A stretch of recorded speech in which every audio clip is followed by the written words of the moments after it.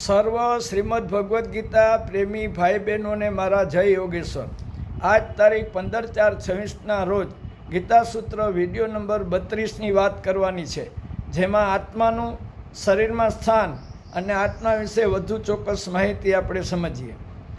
મહાભારત ભીષ્મ પર્વ 43.1માં શ્રી વેદવ્યાસ ઋષિ કહે છે કે ગીતા સુગીતા કર્તવ્યા કિમન્યેહિ શાસ્ત્ર સંગ્રહેહિ, એટલે કે ગીતાનું સારી રીતે શ્રવણ કીર્તન પઠન પાઠન મનન તથા ધારણ કરવું જોઈએ કે જેથી અન્ય શાસ્ત્રની પછી શું આવશ્યકતા છે.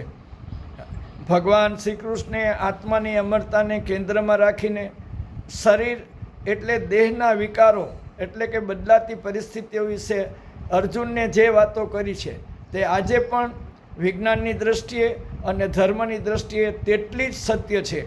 ગીતા અધ્યાય 2 શ્લોક નંબર 13માં શ્રી કૃષ્ણ કહે છે, આત્મા એટલે જીવાત્મા, દેહ એટલે શરીર, બાળપણ, યૌવન અને વૃદ્ધાવસ્થાની જે અન્ય દેહની પરિસ્થિતિ છે તેમાં આત્મા મોહ પામતો નથી.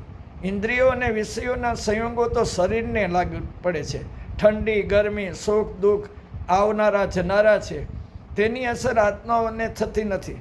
આત્મા એટલે જીવાત્માને બીજા શરીરની પ્રાપ્તિ થાય છે અને તે શરીરની જે અવસ્થાઓ હોય છે તે ત્યારે પણ આત્માને એ ઇન્દ્રિયો સાથેના સંયોગો વ્યાકુળ કરતા નથી, પરંતુ આત્મા તો મોક્ષ પ્રાપ્ત કરવા તરફ નિત્ય છે.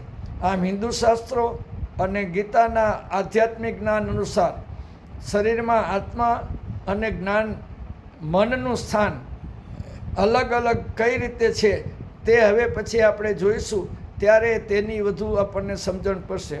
વધુ કાલે જય યોગેશ્વર.